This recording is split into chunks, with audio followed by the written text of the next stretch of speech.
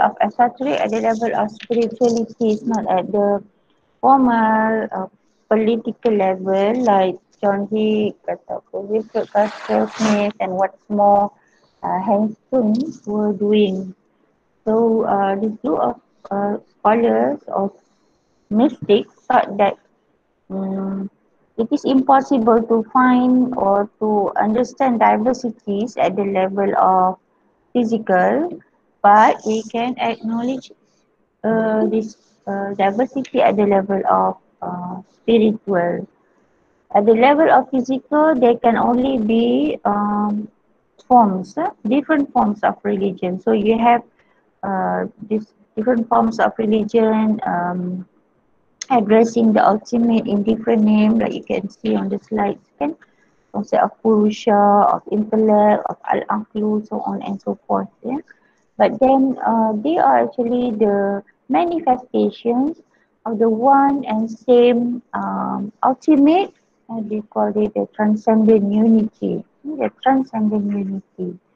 And I'm not very sure if I have mentioned about how they perceive this unity. Yeah, they perceive this unity and in what forms the unity is transformed into diversity. They some scholars regard it as the manifestation of the unity into the diversity. So it is apa down top down manifestation of of God, of the ultimate, in comparison to the pluralists who make a bottom-up interpretation of the ultimate. So you follow tak? So kalau the pluralists or all the trends before this that we have discussed in class, they were using the approach of bottom-up interpretation of the ultimate, which means that man down here, interpret the ultimate or the transcendent. So we ended up with different interpretations. But with transcendent unity of religions, the belief is that he or the ultimate on top of us, uh, or above us, is manifesting himself in different ways to different people. And that is the reason why we ended up with diversity of religion. So it is because the way he manifests himself to us. And most of human beings will see him the way he manifests himself. But there will be a group of people who are very unique, who have this credibility in himself, uh, that is able um, to look at him or to see him in a unified manner. In a unified manner, and the reason for that is because he has spoken to men via the intellect, via the intellect, the al-aqlu, the soul, the purusha, or whatever name you can have it. And then all these people who have this credibility, have this intellect, will be able to see him in unity. So the unity here is in metaphysical sense, and it remains in the heart of the religions, yeah, instead of in the form. Yeah, I hope you understand when I say heart and forms. Yeah? Heart means the core of religion, the essence of religion. Yeah? But the forms refer to the body of the religion. Yeah? That give every religion its shape. Yeah? So I'm not sure whether I have explained this, but I hope I had. I have not. Okay, so what sciences, what discipline, what methods that allow for such an understanding? The particular discipline or school that allow for such an esoteric interpretation is called perennialist. Yeah, perennialist school. Yeah. It comes from Sophia Perennis. Sophia Perennis, or perennial philosophy. Yeah? Sophia Perennis, Sophia, it means wisdom, right? Perennial means something that exists, but it is not mainstream. But it has always been there throughout the human history. So it means that even though it is not mainstream, but you will find that from time to time there are scholars or people or esoterists or Gnostics or Sufis or mystics who claim to have been able to achieve certain knowledge or certain hikmah via this discipline. And it is claimed as the science that is able to acquire the meaning of truth, esoteric truth, eternal esoteric truth, especially when you talk about religious truth. Yeah? And and this religious truth or this type of truth is actually the core of the truth. Yeah? Lies in every creation. Yeah. Now, what does Chuan and Syed Hussein Nasar and a number of transcendentalists had to offer this discipline? Why it came, but it was said that it has been there before, but under the banner of perennialists, we found that it has been developed, especially at the end of the 19th century.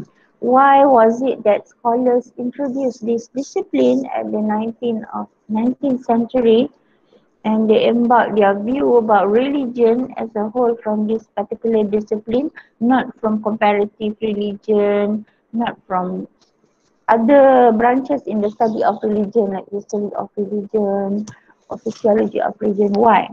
Because this particular science or discipline of perennial philosophy is to respond against modernism and especially today of postmodernism. Except that postmodernism is just another extension of modernism, right?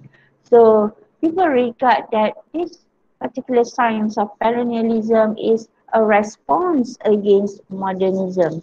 Why perennialists had to respond against modernism? Yeah, we go back to the root of this philosophy, the reason for the introduction of this philosophy.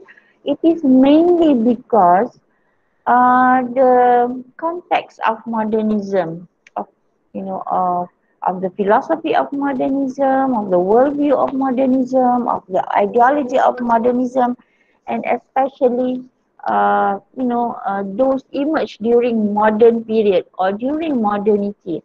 What emerged during modernity? Desacralization. Okay? What is desacralization? For those who are familiar with Said Nakib Al-Atas, maybe this is not your first time listening to this term. Yeah?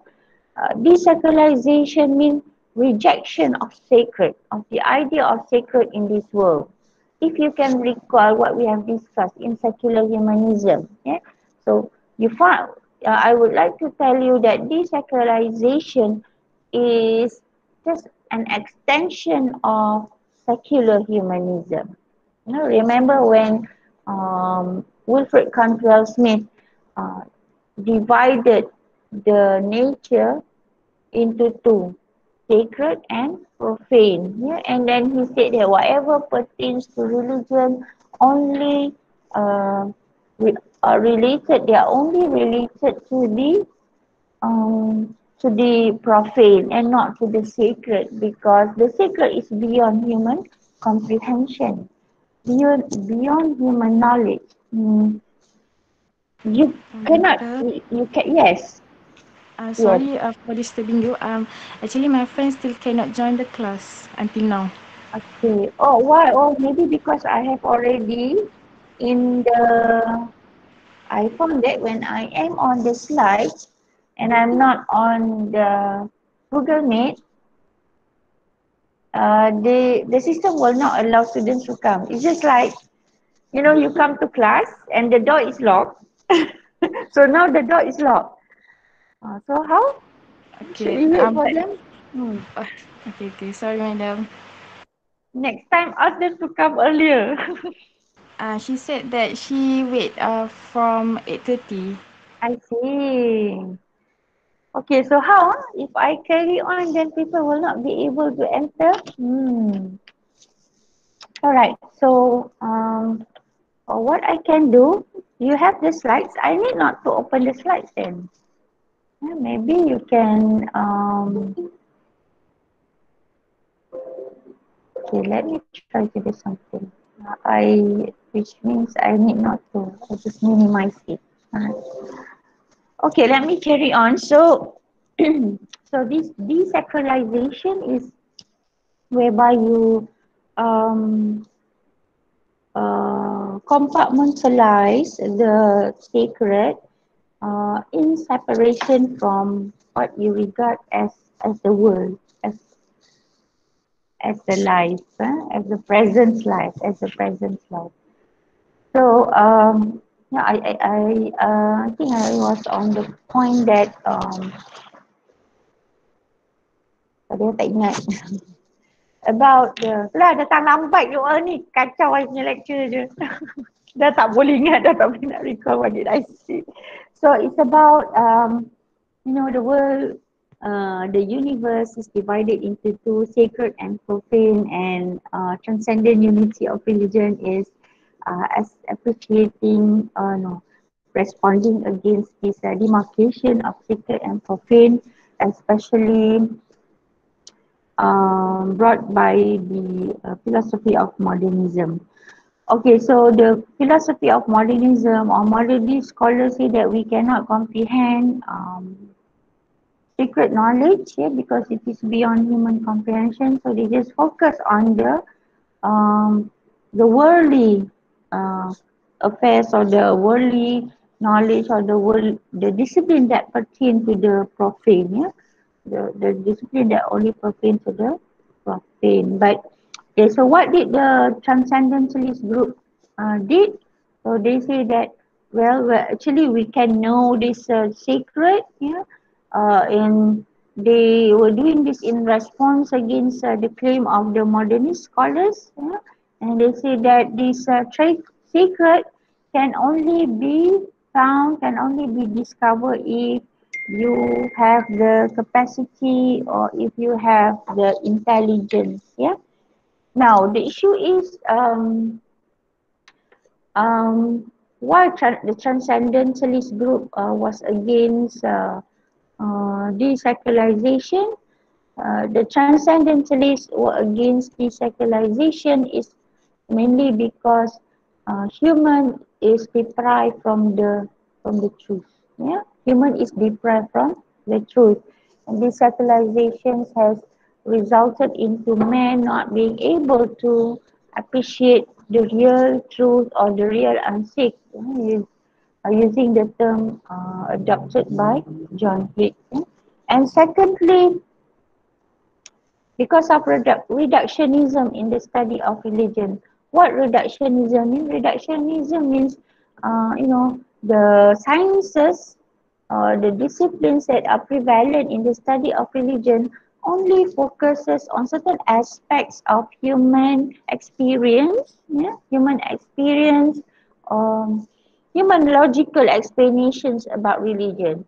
So either people look at or scientists look at religion from the perspective of society, sociology, as in the sociology of religion, or in the perspective of psychology, as you find it in the psychology of religion, or philosophy, in the philosophy of religion, so on, or history, as in the history of religion. So these are regarded as reductionist approach to religion. And reductionist approach is very famous, very prominent, even though from the perspective of transcendentalist school, this is a shortcoming. Yeah, the transcendentalist school looked at reductionism as a shortcoming in the study of religion because they say it only focus on certain aspect of religion, and therefore you will not be able to understand religion at its core. Yeah.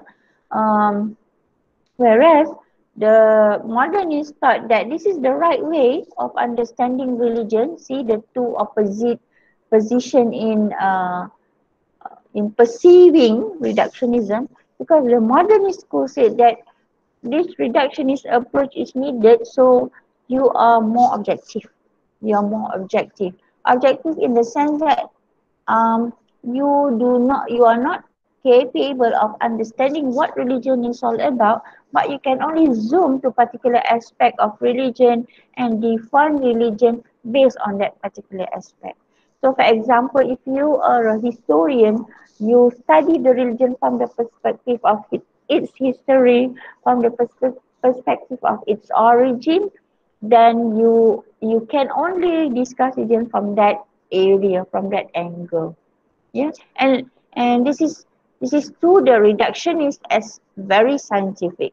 Yeah, for example, Max Muller, he was the first modern scientist who claimed that we have to adopt scientific methods to study religion, and he just tried to replace theology, with scientific approach in the study of religion. So he advocate for comparative religion. Yeah, and the main tools that he used to study religion at that point of time was linguistic, or language or linguistic approach, in which he studied Hinduism by learning the scripture of Hinduism. Okay, linguistic or philological. Okay, I'm looking for that term, philological approach. So he said, yeah, if you want to understand religion, you have to find something tangible in that particular religion and study it at best. So he studied the language of the Hindus religion, which is Sanskrit, because the secret text of Hinduism uh, is written in Sanskrit. So he learned the Sanskrit language in order to understand religion, yeah, or Hinduism. Of course, this is not accepted by the transcendentalists. And transcendentalists also claim that the reductionist school, the desacralization of the modern science of modernism has led into relativism. Yeah, this is a very interesting argument of which uh, we will find that perennialist school or perennial philosophy also were not safe from this trap of relativism. Yeah? So what is relativism? We have discussed this earlier in the semester. Relativism is whereby one's conception of the truth is relative, relative and subjective to a certain context. Yeah, so uh, the transcendentalists say that if you look at the the external manifestation of religion, yeah, you will be caught with this relativism. So if you look at only from the perspective of language, then your definition of truth will only be relative to the language aspect of the religion. If you look from the perspective of the sociology, your definition will only be biased to the societal aspect of the religion, so on and so forth. Yeah. So the only way for man to understand religion in its core, in its essence, is through perennial philosophy. This is the claim. Yeah. Um, and as a matter of fact, a scholar by the name of Aldous Huxley or Huxley, he says or he claimed that perennial philosophy is not a science. Just a very interesting definition. Is a metaphysics. Is a metaphysics that acknowledge the divine truth, which is the essence of everything. The metaphysics, uh, the the the the the, the metaphysics is here is not only a noun, but it's a tool, yeah, or it's a tool that help us to know the God's truth, yeah, and it lies in the realm of the intelligence. Yeah? So you can see that he looks at perennial philosophy in holistic manner. Yeah.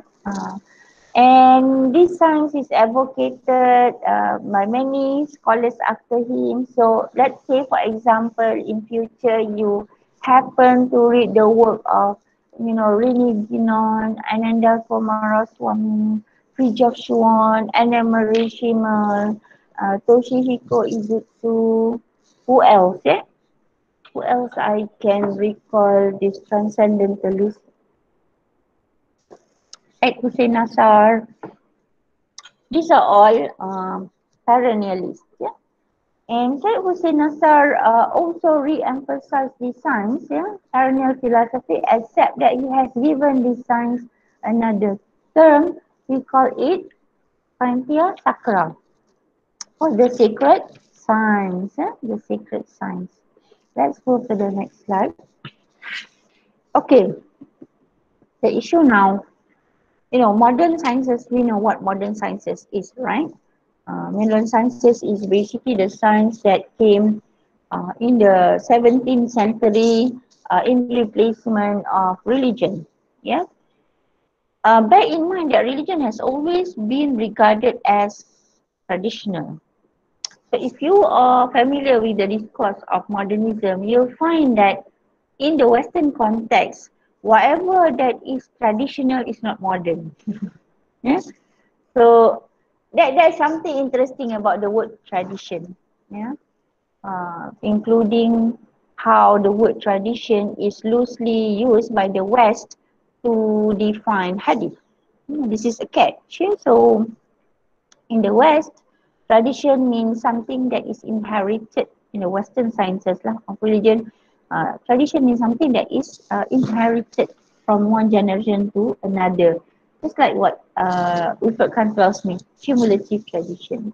And that's how they perceive hadith. It's just a matter of inherited tradition from one generation to another.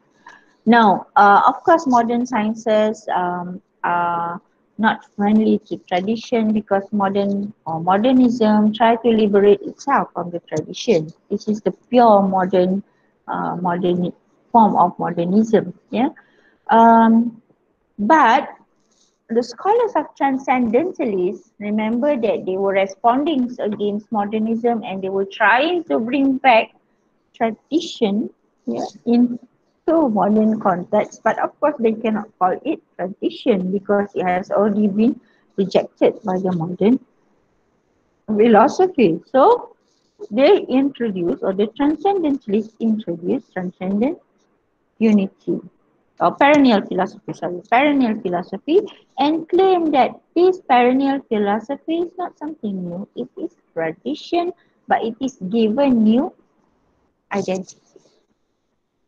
So you see, they were trying to bring back religion under a different banner, under a different name. Yeah. Um, and not merely religion, because the word religion is so stigmatic to the Western definition. I mean, if you learn comparative religion, I don't know whether you have covered this in the World Religion 1, yeah, but if I'm not mistaken, when I taught this subject, there is a section whereby we discuss the dispute on the meaning of religion in the Western context. There's a whole lot debates on the word religion. The word religion is very problematic in the Western context. Yeah? So that's why some modern sciences try to avoid the word religion.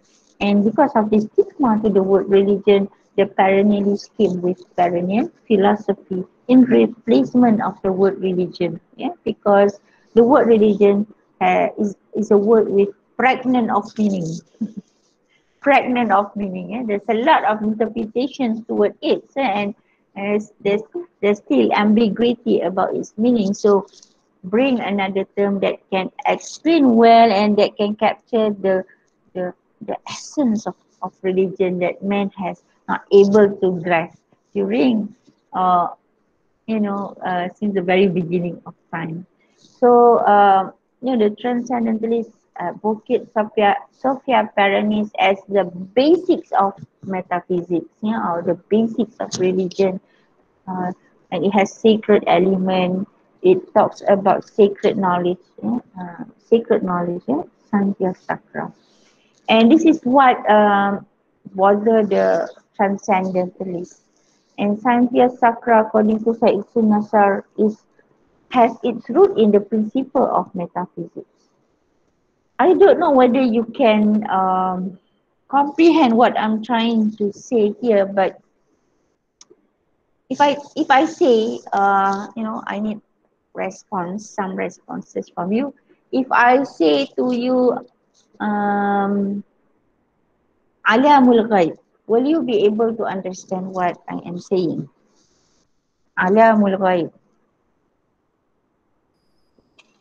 As Oh, in, can you? Can.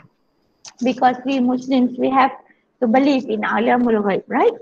Okay. yes, doctor. All right. So this alamul ghaib is not existence now in modern science. There is no such thing as ghaib. Yeah.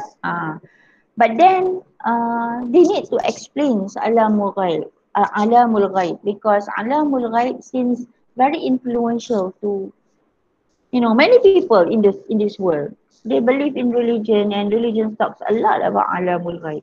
So the most that they can tolerate, if you still remember, the most that they can tolerate alamul ghaib is under the discipline of myth.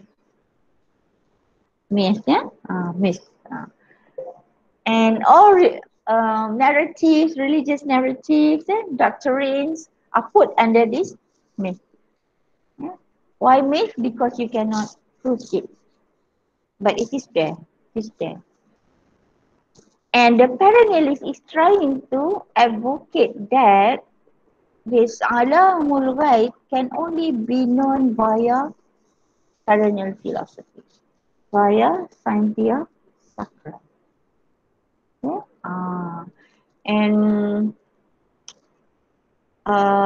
if you read or if you have encountered the work of Osman Daka, the characteristics, classification of knowledge, his book on the classification of knowledge, he has spoken of one particular term, he called it ilmul laduni. Have you heard of that? Huh? Ilmul laduni, from the Muslim philosophy, they have developed this term ilmul laduni, the discipline of metaphysics. Uh, so they believe that ilmul laduni is the heavenly knowledge. Uh, all the prophets have this capacity, ilmul laduni, metaphysical knowledge. Yeah. So what I think this is my interpretation of the Parinelli school. They are actually addressing ilmu laduni as means to know alamul ghaib.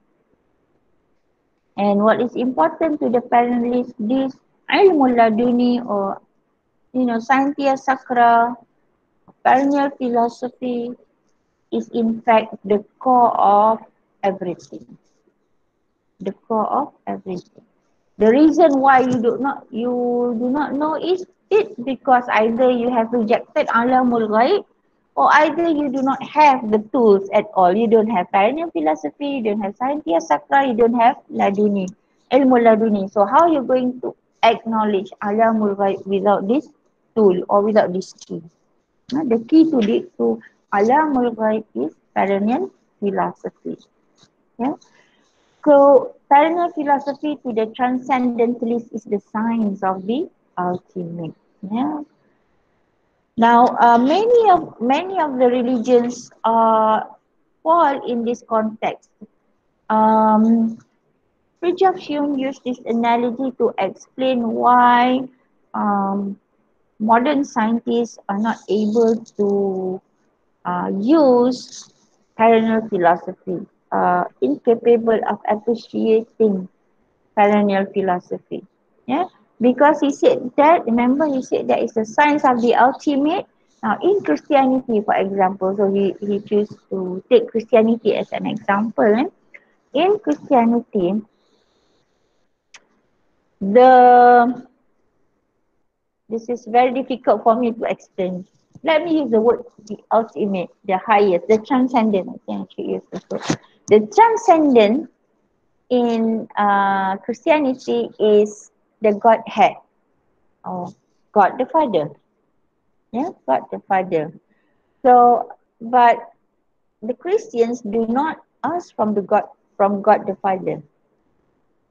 They ask from whom? The Christians ask from whom? If they want to pray, they ask to whom? Christ. Jesus Christ, kan? Why? Why Jesus Christ?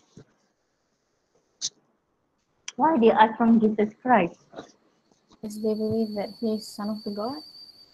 Yes, they ask from the Son. And let me dig some more. Why ask from the Son? Why not ask from the Father? Straight away. Is it because Jesus is considered as the intermediate, doctor? Intermediary? Yes, he is intermediary because in the Bible, Jesus says, no one comes to the Father except through me. This is in Gospel, John. Remember, if you study comparative religion, mesti ingat ni. In Christianity, Jesus Christ says, no one comes to the Father except through me. And he's intermediary. So Jesus Christ is not the transcendent God. He is the immanent God. Remember tak term yang I guna before? He is the immanent God. He is God, but he is immanent. What is immanent? Lepas ni you check dekat Wikipedia to get the answer very quickly. But from the perspective of Islam, we don't have these conceptions of, transcendent and immanent. So according to the perennialists, the scientists are incapable of understanding the Godhead of Christianity, God the Father or the transcendent, because they don't have the science. They don't have the disciplines. They don't have the key. Whereas this transcendent God is the the essence, the essence of God. So they can only, modern scientists can only stop at the level of Jesus Christ. The same goes to theology. And theology is a biased subject. It's biased in the sense that it only pertains to the Christian. Yeah, that's why theology reinstate the role of Jesus Christ as the immanent God to the Christians, because theology does not go beyond that. Of course, in theology, in Christian theology, you can have lots of debates and formulations about the role of this transcendent God and who is He. But then, Doctor, yes, sorry to disturb you. I have a question. Is it true that in Christian, in in order for the people Christianity, to, yes, hmm, in Christianity, in order for hmm, the follower of Christian religion or Christian itself to make prayers, they need another intermediate between them and also Jesus, which is like the clergyman, the father, or the pope. Is it true? yes, but that is only applicable to the Catholic. Not all. Not all. Okay. Catholics and of course Orthodox Church, except that under the Orthodox Church it is not as sophisticated and as how do I use this? As organized. Okay, I'm looking for the term. It is not as organized and sophisticated as in the Catholic Church. Because in Catholicism, the church is the body of Jesus on earth. So whoever affiliate themselves to the church, in terms of uh, the ecclesiastes, yeah, the church's institution like the priest, the deacon, the bishop, and of course on top, the highest level is the pope. Yeah, these are the the sort of representatives of Jesus Christ. Yeah, The church is itself is the symbol of the body of Jesus.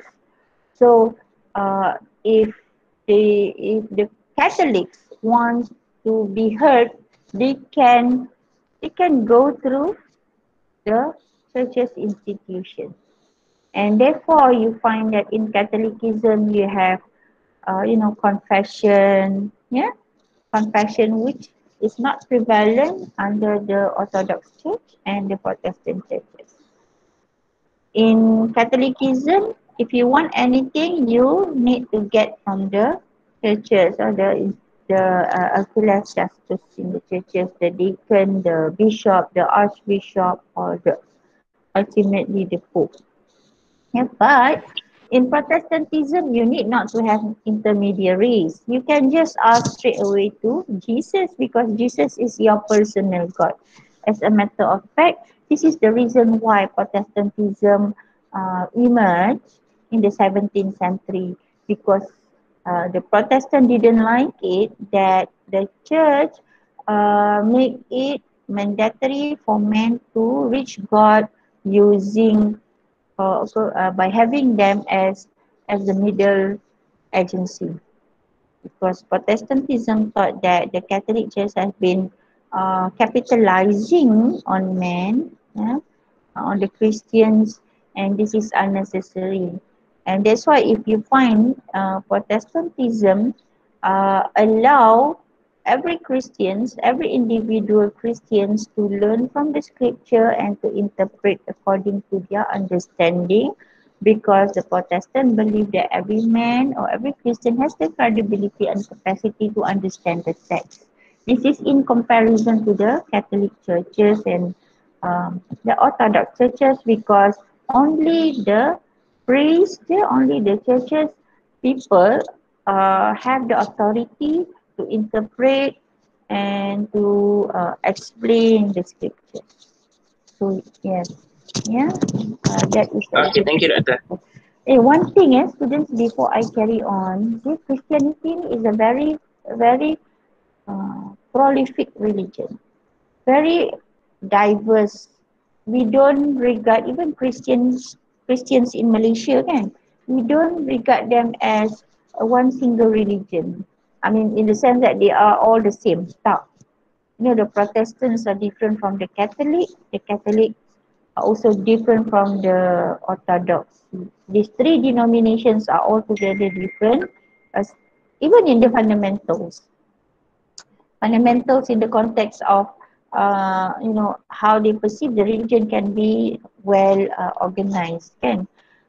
And under Protestantism we have different lagi more diverse because why? Because that is the outcome of the understanding that every man has the right interpretation of religion. So therefore you see under Protestantism there are many sectarians. Evangelical. Evangelical, this is pertain to the England churches. huh? But then, evangelical has its root in the missionary movements of the Protestants in the UK, so in Britain. How But later Unitarianism, on, Doctor? Is uh, it considered as in, Christian? what again? How about Unitarian? Yes, Does it consider as Christian Unitarian is Protestantism. or Protestant? But they reject Mm. the Trinity concept, Ye- right?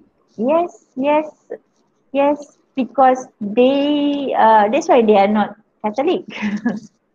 That's why they are not Catholic. That's why I say under Protestantism we can have different sectarians altogether. And you have also Mormon. Yeah, Mormon is also recently developed sectarian. They are neither Protestant, they are neither Catholic, they are neither Orthodox, and some Protestants regard the Mormon as heretical. Yeah, heretical. They are not denomination because the Christians did not recognize them as denomination. Yeah. But the Christians they acknowledge the three denominations among themselves. Yeah. So what I'm trying to stress here, don't take the Christians as one single entity. They are very diverse. Ah, eh? We thought Muslims are diverse kan? Tak, actually the Christians are very diverse. All right, so this is what Sir Joshua, tried to advocate that, the transcendent unity of religion tries to bring man to the understanding of the Godhead, using esoteric knowledge, using the sacred tools, whereas man is in general incapable of knowing the Godhead. They only, they get stuck at the level of their interpretations because they are using the exoteric tool or exoteric tool. Sorry, exoteric tool. So you can see the word esoteric and esoteric there. We will discuss this later. And these modern sciences in general, they are exoteric in nature. Yeah? All right. And okay, let me carry on to what is exoteric? Or exotericism, and esotericism.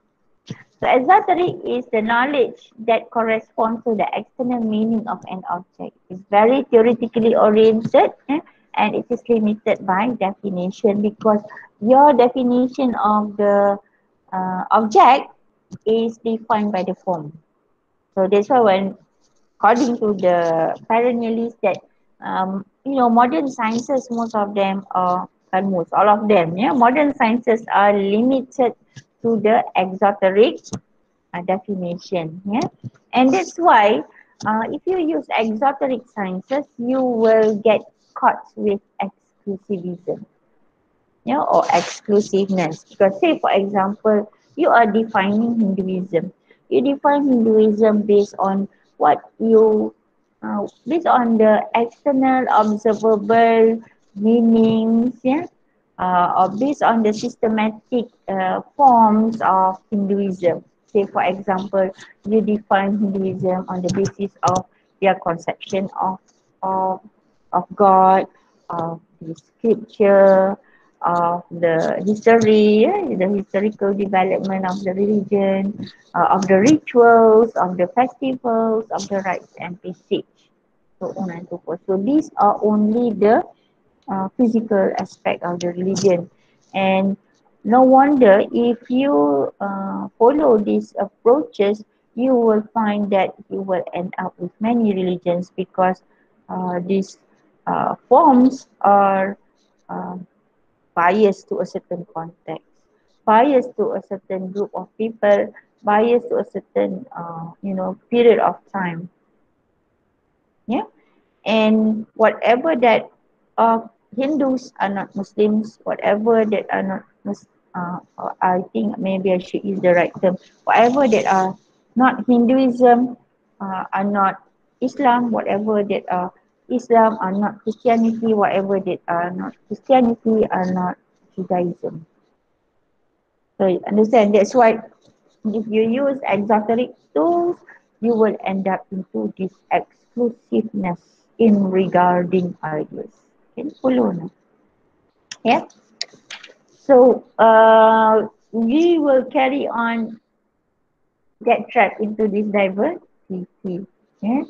And this diversity or this approaches in only focusing on the forms of religion has made us, trapped into exclusivism. Exclusivism. Yeah. Anyway, Schwann did not totally undermine exoterism.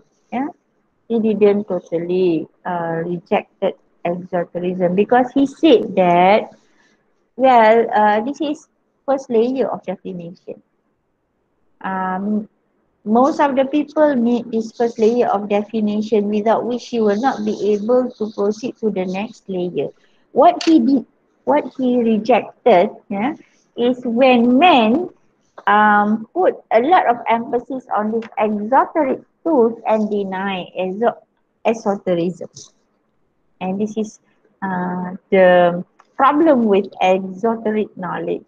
or with the exoteric scientists.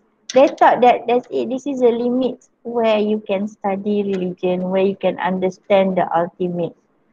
And we sort of uh, disqualify esotericism as true. So this is what Fridtjof Schwann disagree with. Like for example, I personally have a lot of reservation on esotericism. Yeah, because in my opinion, the yardstick is not clear. The measuring tape is not clear, so we do not know whether the skills used by the esoterists are relevant or not. That's because I'm so exoteric oriented. Yeah, so exoteric oriented. I hope you understand what I'm. Now let's take a look at esoteric knowledge. We have indeed explained esoteric knowledge when we talk about sacred science, about perennial philosophy, and about the metaphysics. Yeah, because it's everything about esoteric knowledge. But how does this esoteric knowledge pertain to human? Yeah. So according to the transcendentalists, this knowledge proceeds from intellect. At the level of human, the domain which absorb or acquire this esoteric knowledge is called the intellect. Uh, um, the highest akal, the highest akal. Tak ingatlah the Arabic term. I was trying to recall the Arabic term. Okay. And according to the transcendentalists, this intellect is found in man, is found in the rest of the creations, living creations in this world. For example, you can find also this intellect in animals, and that's how say for example, but you don't call it intellect, you call it ilham to the animals. Yeah? The animals acquire it by means of ilham. Yeah? And that's why you see, for example, how the bees know where to get honey. Yeah? And you find that the color of the honey is determined from where the honey, uh, from which flowers the honey is taken, or is collected. This is discussed by Osman Bakar in his work Classification of Knowledge. Because in that work, Osman Bakar said, say for example, if the bees, the bees that stay on the higher ground will produce lighter color of honey in comparison if the bees stays on the land. Yeah. So the bees that put the hive on the land, the honey will be thicker and darker in color in comparison to the bees that lives on the higher ground, on the mountain, on the hill, for example.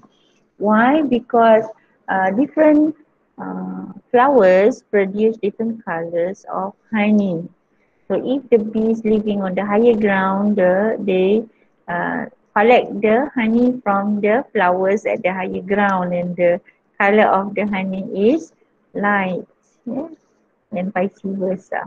So how does the bee know, from which flowers they can take the honey, and this type of honey is lighter in color? How do they know?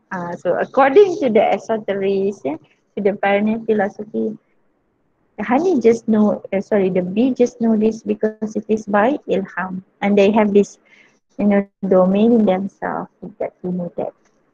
And every man has this intellect, except that whether you polish it or not, whether you are able to access to it or not. According to the esoterics, you can, but you need to have certain credibility in terms of your spiritual strength. Yeah? So that's why I said it's only accessible to some spiritual elites. So you need to have certain practices to be able to strengthen or to sharpen your spirituality. Yeah. and why you need to have that very specific disciplines or very specific practices, because esoteric knowledge is divine knowledge. It's ilmul laduni. It's a divinely knowledge or heavenly knowledge. It is universal. It transcends theological and philosophical point of view.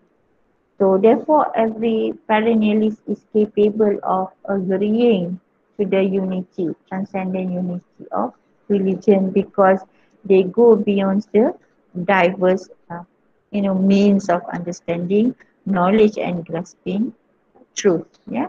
So this esoteric knowledge is actually is the internal truth. Yeah. It's internal truth. And if you are capable of grasping the internal truth, there is no problem for you to grasp the external truth. Yeah. But if you are so much into esoteric knowledge, you maybe you will be hindered from knowing the internal truth. Alright. So let me skip. So the unity of religions can only be found on the level of the formless, the inward, and the esoteric. The transcendent unity of religion is not interested in the exoteric truth. They are only interested in the esoteric truth. That's why they say at the level of exoteric, yeah, there can be polite conversation and diplomatic harmony, but not unity. So you talk about peaceful coexistence lah, you talk about common ethics lah, you talk about tolerance. These are all only exoteric, yeah, diplomatic harmony, but not the real unity. Yeah. So the intellect is a direct and active participation in divine knowledge, therefore it is divinely in nature and serves as the transcendent character of the esoteric knowledge. Now, let me go to esotericism and mysticism. Why perennial philosophy believe that they are prevalent to all people of different religions and the course of human history, because you can find that this perennial philosophy is celebrated in different forms of mysticism in every in the course of human history, in the course of human religion. Mysticism is one of the tools, the perfect tool for perennial philosophy. Yeah, and it's an esoteric knowledge or esoteric discipline at the same time. So, for example, you look at into Christianity, you find that the Christians has developed Gnosticism, Gnosticism, Gnosticism. Gnosticism is mysticism in Christianity. In Islam, you call it Sufism.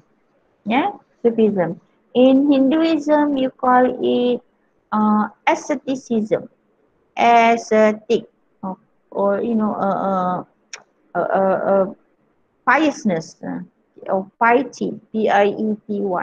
But you call the so-called Sufis Hindus, Hindu Sufis, you don't call them Sufis, you call them either mystics or ascetics. Yeah. Apa lagi? In Judaism, you call them Kabbalas. In Buddhism, in Sikhism, siapa lagi? In Buddhism, Sikhism, you call them ascetics as well. And most of the mystics, most of these ascetics, Gnostics, and Sufis, they use meditation. They use meditation as tools uh, to acquire the knowledge, the God's knowledge, the esoteric knowledge. And according to Schwann, only mysticism can accept the idea of the transcendent unity of religion, yeah, uh, because you can, how to say it,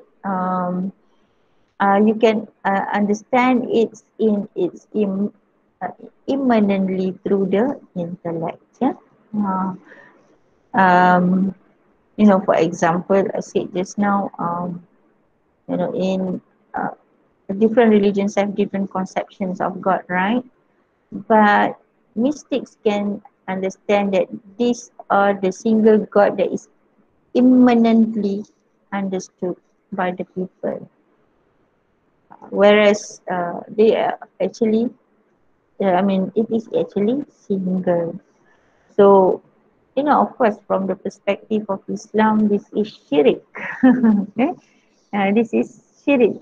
This a form of pantheism, believing that God manifests Himself in different manner to human is pantheism. But according to Sean, mystics can understand this level of explanation, but not theologians and not jurists, for example. And this transcendent unity of religion is actually the universal character of religion. Yeah, and only mysticism is able to celebrate that. And therefore, at the end of this discussion on transcendent belief, we found, I have cited from a number of Muslim Sufis. They are regularly cited by the mystics, by the esoterists, by the perennialists to justify why, in most cases, most examples, the Sufis, the mystics, the Gnostics were not bothered by diversity, and they have advocated that in their poems, in their works that explain about this unity. So, for example, Ibn Arabi in Tarjuman al-Ashwaq say that, my heart has become capable of every form.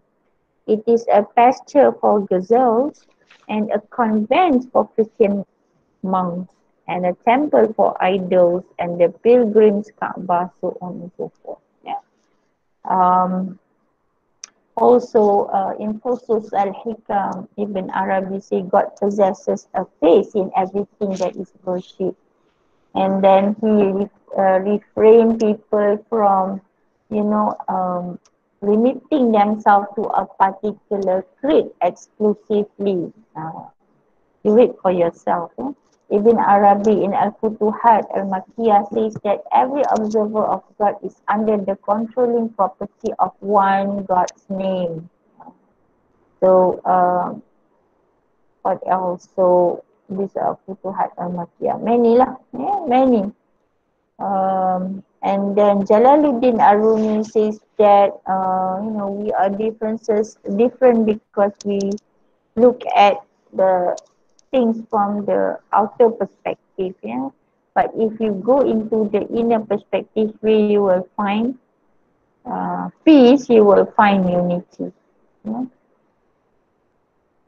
So normally when you find that people use the word, there are many paths to God, or they say, but He is single, or they say many paths to the one and same God, or diversity in unity. These are actually phrases according to the perennialists, according to the pluralists, inspired by Muslim mystics, especially Ibn Arabi and Jalaluddin al-Rumi. And this is also in Masnawi. The lamps are different, the light is the same, it comes from beyond. This is the most famous phrase captured by the pluralists as well as the esoterists or perennialists. Yeah. Now let's take a look at in which angle that mysticism um, mm, became the right tools, or being the right tools for the perennialists. Yeah?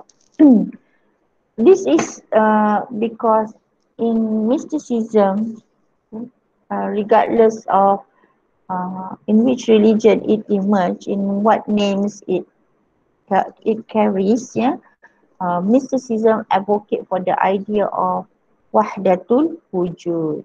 Yeah, so actually, transcendent unity of religion is uh, a perennialist term for wahdatul wujud. Yeah.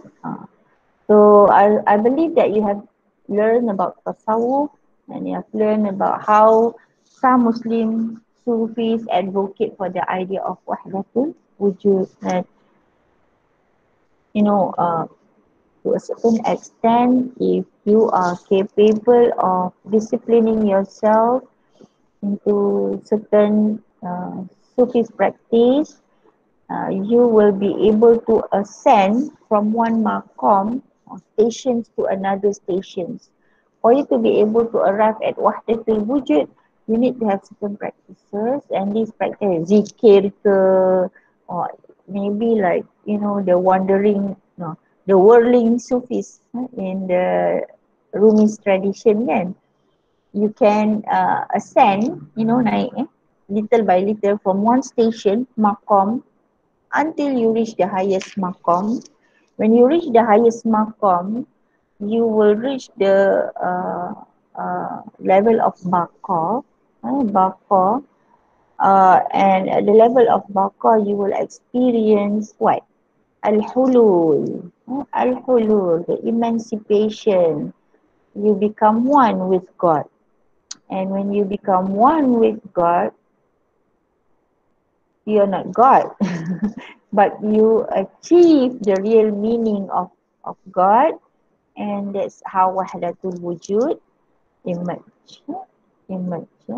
Of course, the mainstream Islam would not allow this. But if you look at all mystics, for example, regardless of them from which religion, they are also subscribing to this idea that um, you are capable of immersing yourself with God, and when you are when you reach that level, uh, all other forms of pluralities and diversities do not matter anymore, right? Do not matter anymore. What is important is this single experience, or the, nak kata experience pun difficult juga, mystical experiences that brings you to this, highest points of human knowledge, which is the transcendent unity of religions. So that's about it with transcendent unity of religion. Yeah. Any question? Anybody has affiliate themselves with any of the Sufis movement in Malaysia? Maybe you can tell me your experience. I've never joined one. Yeah, but good to know if you join, and maybe you have had that Baqa experience, yeah, Wahdatul experience, Al-Wujud, Al-Wajibul Wujud, experience with Al-Wajibul Wujud. I never joined any movement, religious movement in Malaysia, but I do somehow join not actually, just somehow join my friend, in the church, doctor. What? You join, you observe ke, you practice? No, doctor, just, just Is it? talking with, Oh, having conversation with the priest, during Sunday. And then, because my school and the church somehow were collaborated, and also with the mosque. So we will share information between religion.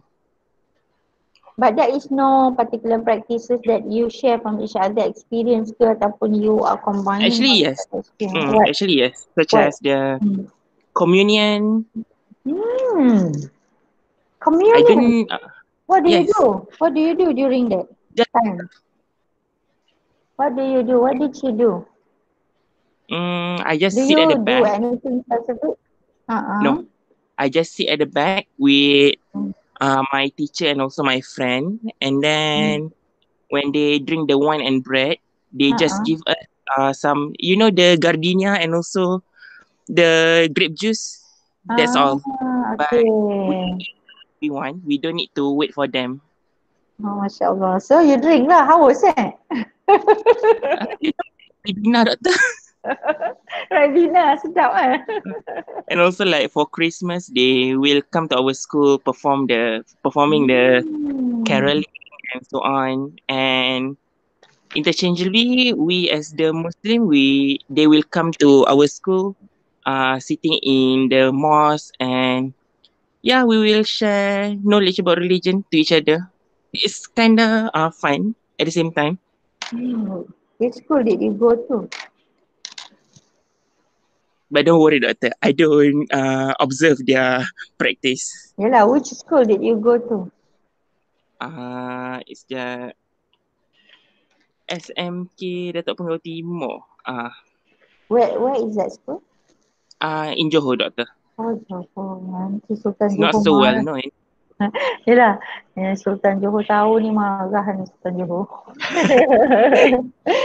Yalah, I mean that is very funny practices lah because I think okay students of comparative religion you need to know the limit. Mm-mm, Tak apalah maybe the teacher does not know dia orang bukan belajar comparative religion pun or mm-mm, maybe they are very much driven to this idea of tolerance, respecting each other belief system kan. Tapi kan mm-mm, I think students of comparative religion you really have to be very tactful and very hati-hati lah because I know juga this happen last time. Any QYC member here kan? I'm no longer with QYC because I'm so busy. I cannot can no longer help the QYC but some of the QIC members observe also about how the Christians are so apa nak cakap ya are so determined to let the Muslims share from their experience. So bear in mind that Christianity is an experiential religion. They define themselves as experiential religion. So they believe that if you want to understand Christianity, you have to experience Christianity. So this is a big, that major difference from Christianity and Hinduism and in Islam, sorry. Because in Islam we don't speak of experience. We speak of cognition. Yeah? So for Christianity, cognition is not enough. We have to experience. So that's why the eating of the bread, the drinking of the wine, or the whatever water that they give you, because you want to experience Jesus. You want to be united with Jesus. This is to replicate the Last Supper that Jesus had before he was taken, or before he was what do you call that? Before he was chased by the Roman soldiers. Yeah? But this is what Christianity is about, it's experiential. But for Muslims, it's cognizant, apa? Cognition, cognition. You recognize, and then when you recognize, uh, you pronounce it, you utter it, and then you practice it. So it's not mere experience like in Christianity. Yeah. So just be careful lah. Of course, I mean that does not stop you from being their friends. Yeah. But always be careful. What they want you to do is actually just to witness, and then you're Christians. Yeah. But for Muslims, just witness, but you do not practice. You are not a perfect Muslim yet, isn't it? Because Al-Iman is when you believe in your soul, when you pronounce it, your words, and you do the practice. Yeah, you do the practice. Yeah. So itu don't je worry, lah. doctor. Yeah, but most of you will be maybe teachers, kan? Maybe administrators. Maybe you will be working with relevant government sectors or NGOs or whatnot, and people know that you're from comparative religion. So just be careful lah. Be careful because whatever that we are doing is giving meaning to people out there. So itulah dia ceritanya. This is what I found quite worrying about people out there, especially in the course of us being very excited about promoting tolerance and coexistence. For example, Jabatan Perpaduan Negara once was put under this very hot issues, hot spot, hot spot. No, should I say that? Why? Because once in Negeri Sembilan, Jabatan Perpaduan Negara conducted Harmony Day.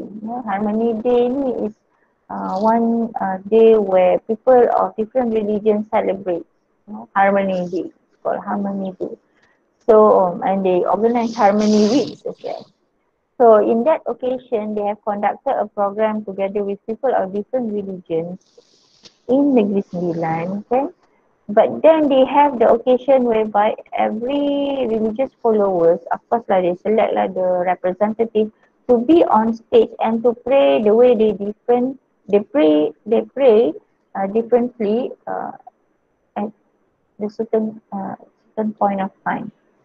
So like, Hindus, Muslims, Christian, they pray on the stage. I mean, that is very official program. It's a government agencies program. Kan? And of course, that create a lot of issues now because um, I think that is beyond, that is not Islamic at all to do that. Yeah? So of course, we can advocate this idea of togetherness, but not to the extent that, we pray together in one stage. Berhati-hati je lah itu lah berhati. Ya. But itu biasalah tu ya. This is how people are so anxious about coexistence these days. Tapi insyaAllah our students will be able to know the limit. I tengok juga a number of my students, especially those who are in Singapore kan. Yes, Singapore ni very active lah in religious dialogue. Ada Singaporean tak? Cuma kadang-kadang I feel very seriau lah. I feel like, oh Masya Allah. But then it's happened. If you're with them, sometimes you're made to agree that semua religion adalah sama. All religions are the same. The difference is only on certain doctrines. Tapi because all religions teaches the same, we are all the same. So berhati-hati je lah kan. Because we know that, oh Masya Allah,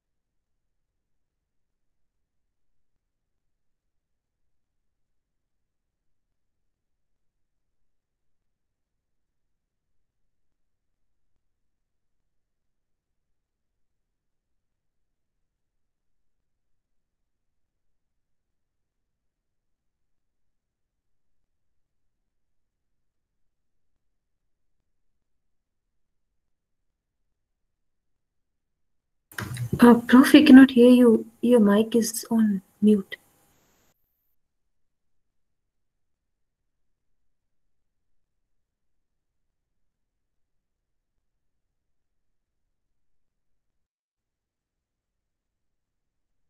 Still can't.